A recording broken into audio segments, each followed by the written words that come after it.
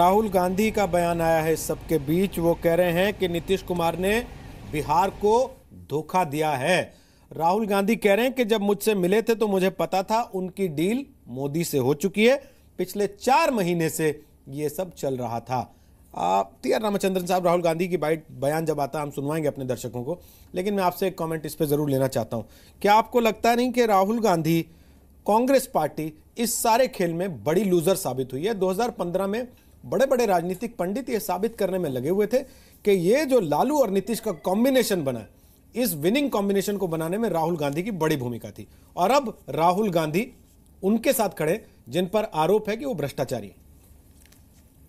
देखिए, ये बात बिल्कुल सही है रोहित जी जो आपने कही, पर वो एडवांटेज जो कांग्रेस ने उनको दिलाया 2015 में जब गठबंधन बनी और ये इलेक्शन वहाँ पर जीत के आए, इसका मोमेंटम घटता गया और इसके कई वजह थे।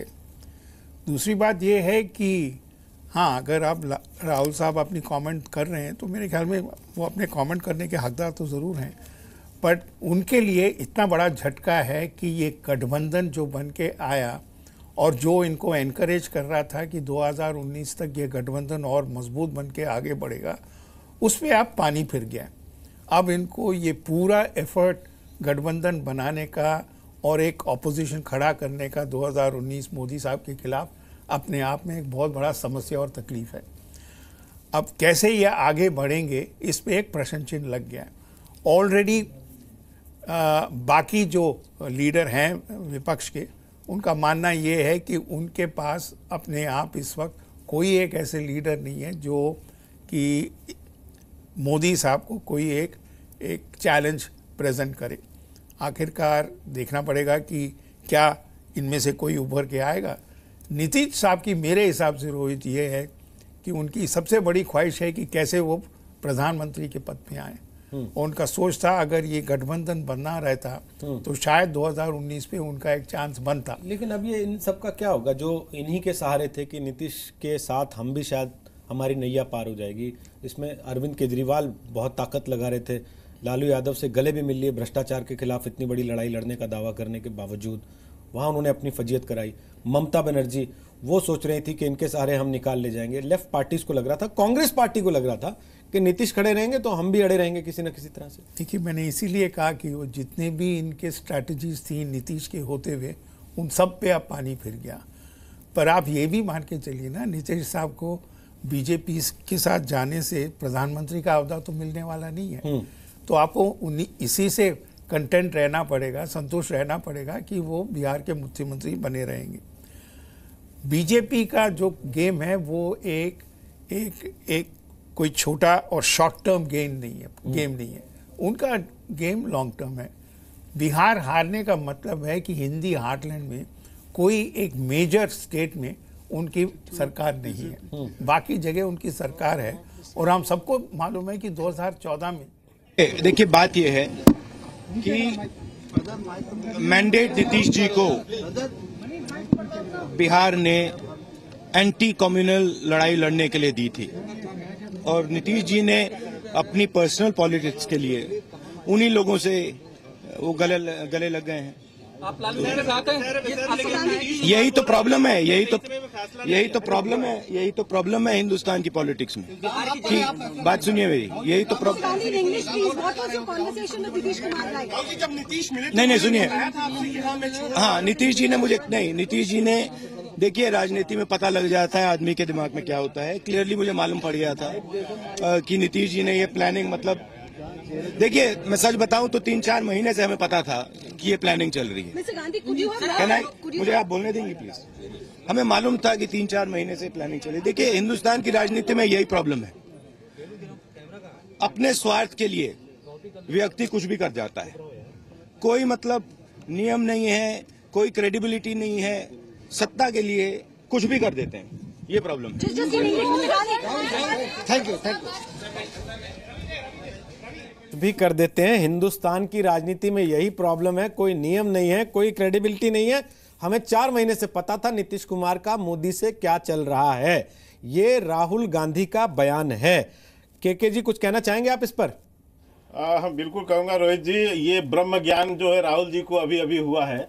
और मैं समझता हूँ कि बहुत देर हो गई है इनको ये ब्रह्म ज्ञान होने में।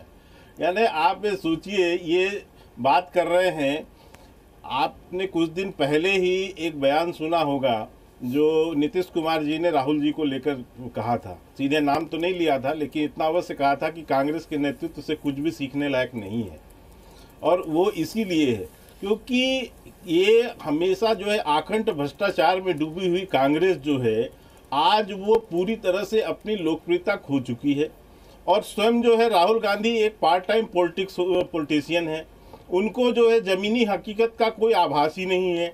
और इसीलिए कल जब नीतीश जी ने कहा कि नोटबंदी का मैंने समर्थन किया, सर्जिकल स्ट्राइक का समर्थन किया, जनभावना कुछ और है, राहुल जी की जो जानकारी कुछ और है, कांग्रेस का जो है निर्णय कुछ और है, तो इस तरह से जो ज़मीनी हकीकत से वाकिफ नहीं है कि किस ढंग से मोदी जी 3 साल में जो है गरीबों को केंद्र में रखकर अपनी योजनाओं को चला रहे हैं, किस ढंग से वो जो है कार्यक्रम चला रहे हैं, निर्णय ले रहे हैं, जनता में उनकी कितनी स्वीकृति हो रही है, और वो उन सब से परे जो है बिल्कुल अलग लाइन ले रहे हैं। तो ऐसी स्थिति में वो कैसे सामना कर सकते हैं? कोई भी समझदार पॉलिटिशियन जो है वो ये समझ सकता है कि ये जमीनी हकीकत से राहुल गांधी और कांग्रेस पार्टी जो अब यानी इस गठबंधन की अपने आप को एक हेड समझ रहे हैं, बड़ी पार्टी समझ रहे हैं, वो जमीनी हकीकत से ही परे। फिर इसके आगे आप सोचिए कि ये जिस विपक्षी एकता की बात करते हैं, उस विपक्षी एकता की धुरी कौन है? एक ऐसा व्यक्ति जो भ्रष्टाचार के आरोप में एक मुखिया का चुनाव नहीं लड़ सकता, वह इनकी विपक्षी एकता का धुरी बनता है। तो ऐसी स्थिति में जो जनता से जुड़ा हुआ व्यक्ति है वो अच्छी तरह से समझता है कि ये जो गठबंधन ये जो बनाने की कोशिश हो रही है ये तो बन ही नहीं सकता, और इसकी बन भी जाए तो इसकी स्वीकृति नहीं है, जन स्वीकृति नहीं मिलेगी इसको। ठीक, एक बार राहुल गांधी का बयान फिर से सुनवाते हैं, उन्होंने क्या क्या बातें कही। मैंडेट नीतीश जी को बिहार ने एंटी कम्युनल लड़ाई लड़ने के लिए दी थी, और नीतीश जी ने अपनी पर्सनल पॉलिटिक्स के लिए उन्हीं लोगों से वो गले लग गए हैं। आप लालू के साथ हैं? यही तो प्रॉब्लम है, यही तो प्रॉब्लम है हिंदुस्तान की पॉलिटिक्स में। कि बात सुनिए मेरी, यही तो प्रॉब्लम। नहीं सुनिए, हाँ नीतीश जी ने देखिए, राजनीति में पता लग जाता है आदमी के दिमाग में क्या होता है। क्लियरली मुझे मालूम पड़ गया था कि नीतीश जी ने ये प्लानिंग, मतलब देखिए मैं सच बताऊं तो 3-4 महीने से हमें पता था कि ये प्लानिंग चल रही है। मुझे आप बोलने देंगे प्लीज? हमें मालूम था कि 3-4 महीने से प्लानिंग चल रही है। देखिए हिंदुस्तान की राजनीति में यही प्रॉब्लम है, अपने स्वार्थ के लिए व्यक्ति कुछ भी कर जाता है, कोई मतलब नियम नहीं है, कोई क्रेडिबिलिटी नहीं है, सत्ता के लिए कुछ भी कर देते हैं, ये प्रॉब्लम है। Thank you. कोई नियम नहीं है, कोई क्रेडिबिलिटी नहीं है, सत्ता के लिए कुछ भी कर जाते हैं। नवल जी, आप कमेंट करना चाहेंगे राहुल गांधी की बात पर? बिल्कुल, और उनको यह बेहतर मालूम है कि सत्ता के लिए कुछ भी किया जा सकता है, डायनेस्टिक रूल चलाया जा सकता है। तो ये जो कल्चर है पॉलिटिकल पार्टीज का, वो कल्चर तो कांग्रेस से सीखा हुआ कल्चर है, और कांग्रेस प्रतीक है इन सारे अवमूल्यन के लिए। और जितनी जो निगेटिव टेंडेंसीज है, तो राहुल गांधी को बेहतर मालूम है, क्योंकि उस खानदान के हैं जिसने इन मूल्यों को स्थापित किया है। मैं यही मानता हूं कि वो लूज कर चुका है बैटल कांग्रेस। बिहार में ऑलरेडी मार्जिनलाइज पार्टी थी, और कुछ मौका मिला था जिसको इन्होंने लूज किया। थोड़ा सा मौका था, अगर कांग्रेस, सोनिया गांधी और राहुल गांधी ने हस्तक्षेप किया होता और कुछ दिन के लिए भी तेजस्वी को सत्ता से अलग कर दिया होता, तो शायद गठबंधन कुछ दिन और चल जाता। इतनी जल्दी ये ब्रेकअप नहीं होता, ये मेरा मानना है। लेकिन बातचीत तो चल ही रही थी, संकेत तो आ रहे थे। नीतीश ने डिफरेंट स्टैंड लेना शुरू किया था, और मोदी जी की सरकार के पक्ष में जो जा सकता था वो हुआ। उन्होंने डिमोनेटाइजेशन में सपोर्ट किया, उन्होंने प्रेसिडेंट के लिए जो कैंडिडेट हुए उसको सपोर्ट किया।